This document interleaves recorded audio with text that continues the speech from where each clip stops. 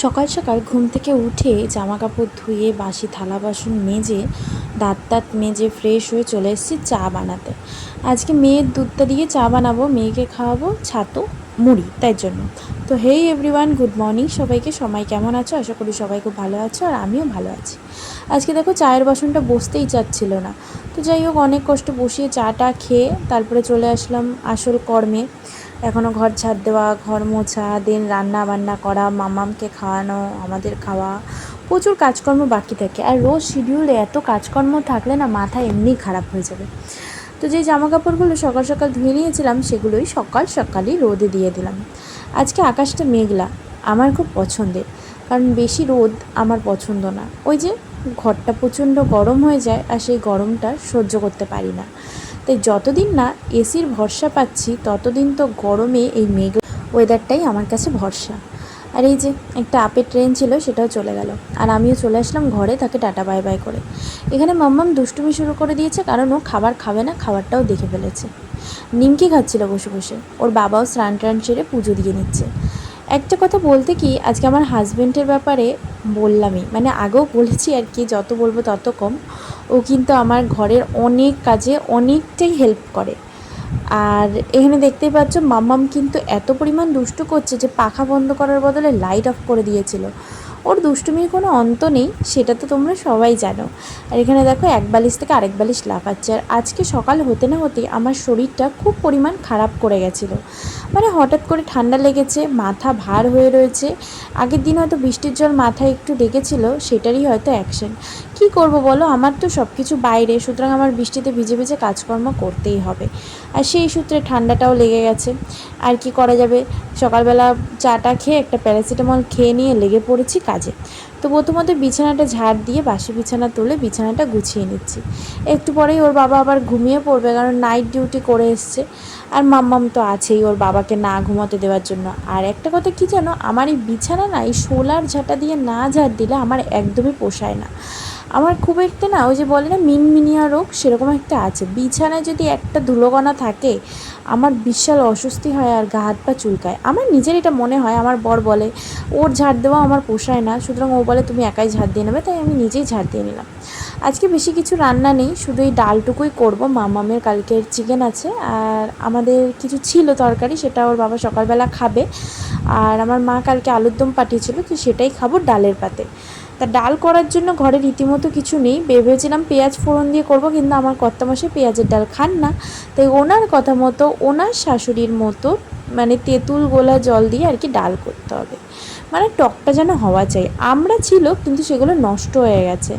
জানি না কেন এখন কিছু সবজি না, মানে 1 সপ্তাহ 2 সপ্তাহ রাখলেই ফ্রিজে পচে যায়। আমি জানি না, আগে খুব থাকতো, এখন হয়তো বর্ষাকালের জন্য বা এত পরিমাণ সবজিতে জল দেয় তার কারণেই হয়তো হয়। তো রান্না বান্না সেরে স্নান টান কমপ্লিট করে এখন ঘড়ির কাঁটা বাজে 1:45। মামামের হাফ খাওয়া হয়েছে, আর হাফ দেখো এই নিয়ে ঝুলে যাচ্ছি। এই দুদিন হলো মেয়েটারও শরীরটা খুব ভালো না। আজকে আমার সর্দি লেগেছে দেখে ওরও দেখি নাক টানছিল, তাই ওকেও ওষুধ খাইয়ে দিয়েছি। আর প্রত্যেক দিনই খাবারের পর ও বমি করে দিচ্ছে, তো ওকে খাইয়ে দিয়ে আমি চলে আসলাম আমার খাবার খেতে। কালকে পটলের ঝালটা আমি রাত্রিবেলা খাইনি, তো সেটাই খাবো। আর এই যে টক ডাল, আর এদিকে আলুর দম। তো টক ডালটা আজকে শুকনো লঙ্কা ফোড়ন দিয়ে করেছিলাম। শরীরটা এত খারাপ লাগছে যে একটা কাঁচা লঙ্কা কাটবো সেইটুকু নিয়ে আমার ইচ্ছে করছিল না। হ্যাঁ, টমেটো দিয়ে ডাল করা যেতেই পারতো, কিন্তু টমেটোটা না, আমি সত্যি ভুলে গেছি। পরে ফ্রিজ খুলে মনে পড়লো যে ইমা টমেটো তো ছিল, সেটা দিয়ে ডাল করলে হতো। তো এখন প্রায় সন্ধে গড়িয়ে গেছে, আর এখানে রোজগার মতো চায়ের আড্ডা বসে গেছে। মানে কি চা, আর একটু বাবাও একটু পাউরুটি এনেছিল আর কি। তো সেই পাউরুটি দিয়ে ওই জন্য দুধ চা করা, কারণ পাউরুটি দিয়ে না লিকার চাটা খেতে একদমই অপছন্দকর জিনিস। পাউরুটি দিয়ে দুধ চা খেতে কার কার ভাল লাগে আমার মতো, অবশ্যই কিন্তু তোমরা জানাতে ভুলো না। আর এখানে চাটা আমি বেশ মজা করে খেয়ে নিচ্ছি, কারণ ওই যে পাউরুটির মধ্যে চাটা চুবাবো আর তারপরে খাবো, সেই দুধ চায়ের টেস্টেই আলাদা। এইটুকুনি টাইম যেন আমি একটু বেশি আনন্দ পাই। তারপরে আবার কাজকর্ম শুরু হয়ে যাবে, ওই যে আমার হাতের ওই কাজ, ট্রেন গাড়ি, দেন ওর বাবা চলে যাবে, আর মেয়েকে নিয়ে সারাদিন বসে থাকতে হবে। এই যে দেখো বস্তুটা বলতে আমি চলে এসেছি ট্রেন গাড়ির কাজ করতে, চাকা পিটাতে। সারাদিন তো কাজে বসতে পারি না, ওর বাবার নাইটে, ডেতে তাও হয়, কিন্তু ওর নাইট ডিউটি না, আমার এই রাত্রিবেলা এই টাইমটাই বসতে হয়। তোর বাবা আর মেয়ে গেছে একটু বাইরে ঘুরতে, ওর আবদার বাবা একটু বাইরে নিয়ে চলো, কারণ ওর শরীরটা না একটু গাটা ম্যাচ ম্যাচ আর গরম ছিল মেয়ের। তো আমি জ্বরের ওষুধটা খাওয়াবো রাত্রিবেলা খাওয়া দাওয়ার পরে। তাই জন্য ওর বাবা নিয়ে গেল, আমি সেই ফাঁকে একটু চাকা পিটিয়ে নিচ্ছি আর একটু টিভিটাও দেখে নিচ্ছি। টিভিটা দেখতে বলতে গেলে ওই ইউটিউবটাই একটু দেখি। আর এই যে ওর বাবা আনতে গেছিলো ফুচকা, ওর তো আমি জানিই না, বললেই দেখো তোমার জন্য ফুচকা এনেছি। সেই দিন তো বাড়িতে বানানো ফুচকা আপনারা দেখলেন, আর এটা দোকানের ফুচকা। এখন না দোকানের ফুচকা খেতে ঠিকই ইচ্ছা করে, কিন্তু ওই যে 10 টাকার 5টা, 2টো, 3টে হয়ে যাবে কোন দিন, ওই জন্য আর খেতে ভাল লাগে না। কারণ দেখুন মানুষের টাকার মূল্যটা না নেই, মনে হচ্ছে জিনিসের দাম যে হারে বাড়ছে, মনে হচ্ছে আর বাইরে খাওয়া আর হবে না জীবনে, না খেয়েই মরতে হবে।